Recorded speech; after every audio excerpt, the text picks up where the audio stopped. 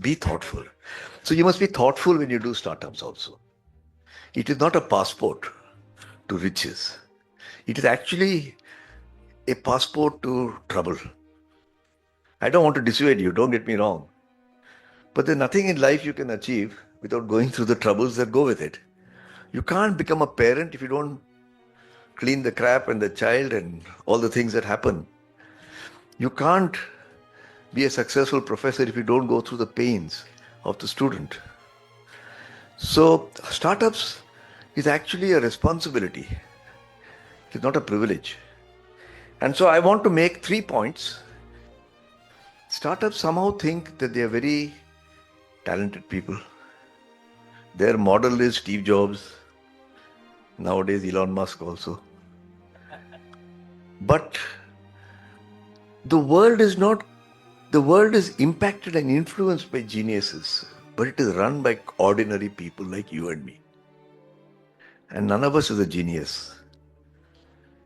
And you have to understand that while your desire may be to wear a turtleneck and die at the age of 45 with 3 wives who don't acknowledge you, that's not the hallmark of an entrepreneur, or dropping out of college for that matter. Somehow you see Elizabeth Holmes in that, what is that startup called? She's now in jail. Theranos.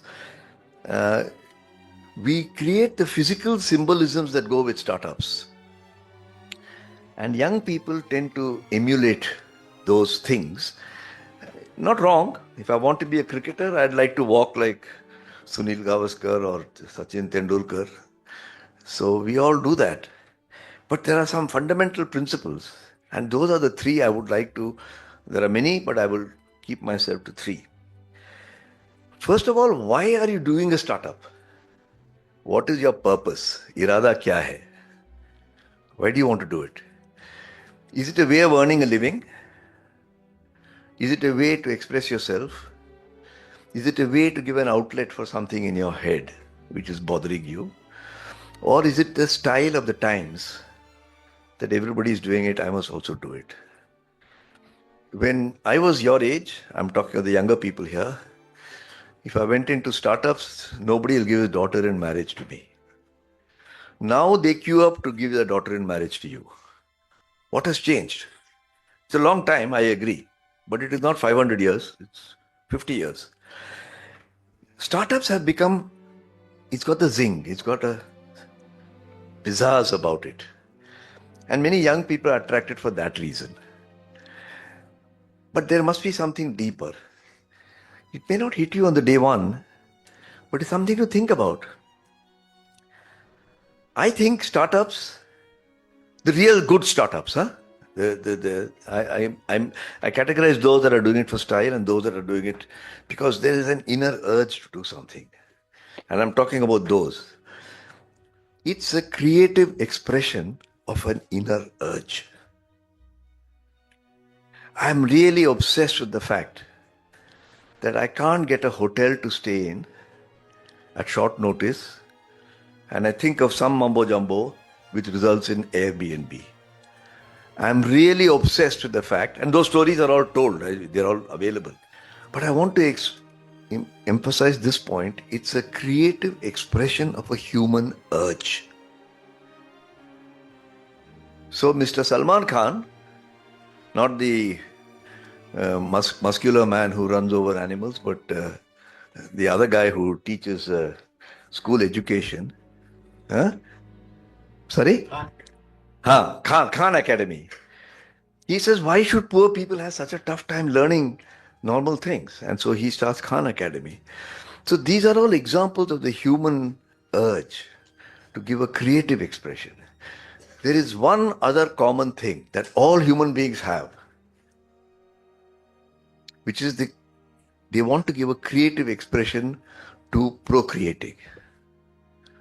Now, whether you marry or break the Uttarakhand rules by living together, producing next generation and replicating is another form of the human urge for creative expression.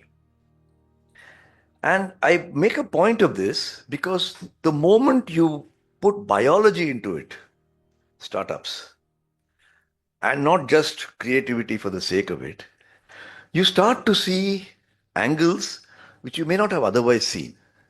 For example, it doesn't matter whether you're from a family of bootleggers or a family of industrialists or a family of academics. In every family, in every language, in every religion, in every part of the world, when the next generation comes, you wish it long life. Dirga Ayush Bhava. And that has many, many ways of expressing it. You're not expecting that child to become 75 kilos at the age of 10. Why would you want your startup to become a unicorn at the age of 5? It goes against the laws of nature. If it becomes, that's fine. So if Amitabh Bachchan, tall man, marries a short girl called Jaya Bhadri and they produce one Abhishek Bachchan, that's not because they fed him so much that he should become as tall. But it happened. It's a genetic, it's a natural part. Startups must grow naturally, not artificially. Please remember that there are two fundamental human urges that you see in the human desire to procreate. You don't see it in animals. You see it in human beings only. A, live long. B, have a better life than me. My father was very proud that his retirement salary was equal to my starting salary. I am very proud that my retirement salary, his pension is based on a salary which my son more or less started with. I feel this is a good sign. It's not a bad sign. And if every family can have that, all of us will be called to the Lord happily at the right time whenever it comes. When you're born into a middle class family, you hit the realities of life soon. You learn to go to school on your own. You don't have nannies teaching you. You learn to take a bus and get to college. And many, many, many things. You learn to take failure just like you take success, desire success. And this comes out of two things that middle class families, without planning, they impart to you. I mean, there's no master plan. There's no case study and a strategy development for this in any family. But it is there in your family somewhere. And you realize it because as you grow older, like some of us sitting on the stage, we think and say, Daddy did this for me, Mummy did this for me, grandfather did this for me. It has some value. What is that? Imparting values means teaching the lessons of sustainability, humanity, and enlightenment. Three things. You may do it in Punjabi language, in English language, in German language, even in Russian language. I'm saying even, not because I disregard Russians, but I'm saying in any language in the world. But that's what grandparents do. Now, startups also have a father and a grandfather because startups must be treated as human beings, not as vehicles. It's not the next Maruti car you bought. It is something far more important. Please associate life with your startup. And don't want to generalize. The amount of innocence and stupidity that startups show is unimaginable. They think creativity will get them because they got this idea. Yes, without that creativity, you won't move. But don't think it's the beginning of the end of the world. Create value. बेटा ऐसा करते हैं ऐसा नहीं करते हैं ये सही है ये सही नहीं है You may not accept your grandfather's advice when you're older because times are changing, but do something useful for other people. Is a value that's important to you. Swami Vivekananda went to Chicago in 1893 and he was addressing American businessmen. And after several lectures, he was a mesmerizing speaker. They said, Swamiji, you're saying things that are going over our head. Can you tell us in simple ways? We are small businessmen, traders in the Chicago, Illinois area. How we should run our business? Arohan 1893. And this is what Swamiji said. He said you have to do only 4 things. whether you're running a shop or a steel factory. Number one, be self-aware. Your enemy is not your competitor, your colleague. Your enemy is yourself. Now, behind each of these, you can write 20 books. And it's not my specialty, so I will stop at saying create, be self-aware. Second, he said protect the resources that help you to do your business. So they said, what are the resources? And in 1893, he said air, water, soil, and people. We call it ESG. And then you elect a Trump who says, forget about it. But Swamiji said it without using the word ESG. He says this is basic Eastern philosophy. And actually it makes sense. I don't think I have to convince any of you that protect the air, the water, and the soil, and the people. But very few people, entrepreneurs, do it. Why entrepreneurs? Even big people. You can go to big companies and they also don't do it. So you say to look after the people, appoint one Prem Kumar. I can mistreat them, but he will set it right. You call them HR. You want to screw up the air, the soil, the water, say ESG, head, sustainability. Then you go ahead and do whatever you want to. Doesn't work. Cannot be the way to do things. So I have answered the first part of my 3 points.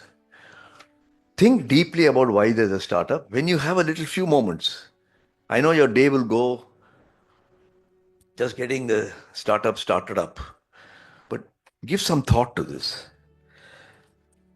The second point I want to make is this apparent dilemma I'm seeing amongst many young people. Startups are all about creativity or discipline. When I talk to young people, they say, Sir, you worked in Hindustan Lever, Tata, everything is process, formula, bureaucratic. We are startups. As though हम कोई अलग जात के हैं और हमारा रिवाज अलग है. And then you go and talk to the big companies, they will also tell you, हमारा बहुत procedure हो गया है. यहाँ creativity हम बढ़ाना चाहते हैं. So there are two worlds, two planets, where different conversations are taking place, and I have been to both the planets. Ratan Tata called me one day and said, can you see how to make Tatas more creative? And I go to the startups, they say, can you tell us how to be more organized? So I have thought of a metaphor of creativity and discipline. It is not creativity or discipline, it's how do you combine creativity and discipline. What a Western classical music is like. Everybody is sitting quiet, as though it's a condolence meeting going on. And one by one, 100 people walk onto the stage, looking as though the condolence meeting is at its deepest moment. Serious. They go and sit down at their place. They got a score sheet in front of them, and they don't look up or down. They are checking their instruments.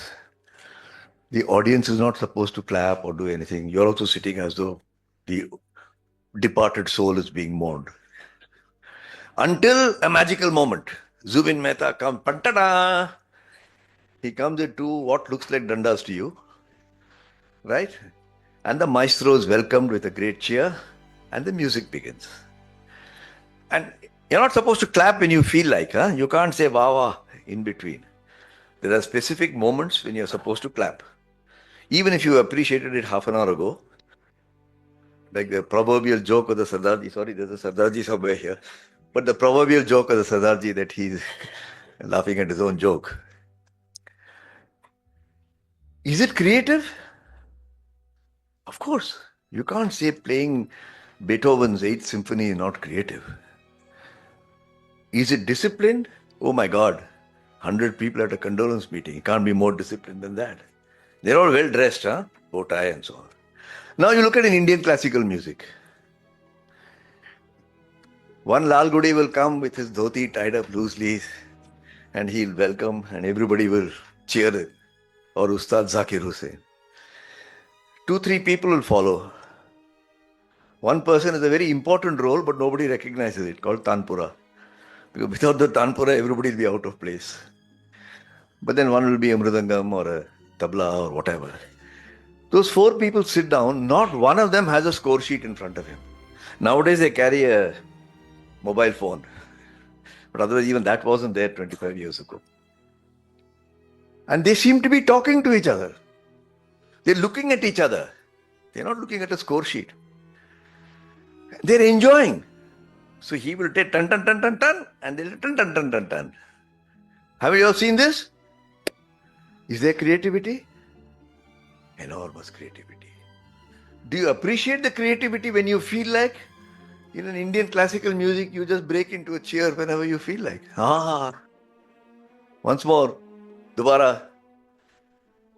Is there discipline? Not that you can see. But do you think they are coming and performing without discipline?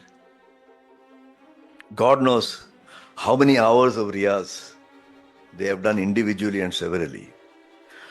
In both cases, like mayonnaise and butter, the ingredients are the same. Oil and water. In the case of the Western classical music, the outer layer is discipline. The inner layer is creativity. In the case of the Indian classical music, the outer layer is creativity, inner layer is discipline. They both will produce, if you're a music lover, that wah-wah feeling in you, but in very different ways. And that's what large companies and small companies are about. The ingredients should be similar. It is just that the emulsion is different. And that you're not of a different jat, that you can not write accounts, you don't have to do corporate governance, you don't have to think about these things. But startups, I just get up in the morning, I started up. I dropped out of college. I raised $25 billion in 6 months. It sounds like a fairy tale. It's as real as Devanand running around Wahida Rahman and singing a song, and you think you can do this to every girl in your college. You learn in startups by making the mistakes. Learnability is the biggest missing virtue in all forms of leadership in the world. I can tell you, if I have to sit down and tell you all the mistakes I have made and what I learned from it, you'll be sitting here for a whole seminar. And I think each of us can say the same thing. Silly mistakes, stupid things. But only you know. The only other person who knows is my wife. She knows how silly and stupid I have been. But she keeps the izzat and she doesn't talk about it. So, first mistake for modern startups. Don't chase valuation. It is not a goal. It is not important. Chase value. And value and valuation are not the same. People who create deep, long learning value don't create valuation necessarily in a short time. They have different time cycles. But chase value. Second, don't think that a lot of profit or a lot of loss nowadays in startups is good. That's nuts. It's like saying Newton and the laws of motion and gravity are all nonsense. Galileo and Newton, I'll forget about it. Don't try to do that. That's not the way it works. When I say this, especially after I wrote the book and young people would ask me to come and talk to them, they say, but sir, what's wrong with profit? I said, nothing is wrong with profit. You must have profit. But profit is like oxygen. Do you need oxygen to live? Yeah, we need it. Where do you get your oxygen from? I breathe the air. How much oxygen do you get in the air? 18, 19%. If you're in Bombay, even less. Or Delhi, even less. What's the rest of it? Other gases, nitrogen, so on, and then they come out as carbon dioxide. Is it possible to have too much oxygen? Yes. If I feed you pure 100% oxygen from the cylinder, you'll be gone.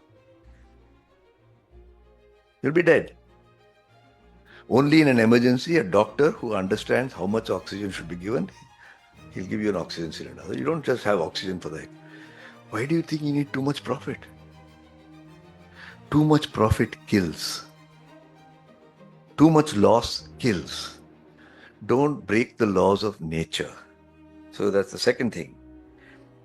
And the third and the last point, and with that, I will have discharged my duty. So I'm trying to share practical things that are used to you. Think of people first as your resource for starting up. People think technology is the first thing. You know, I can do this, I can do that, I use artificial intelligence, I give up my natural intelligence, I'll be okay.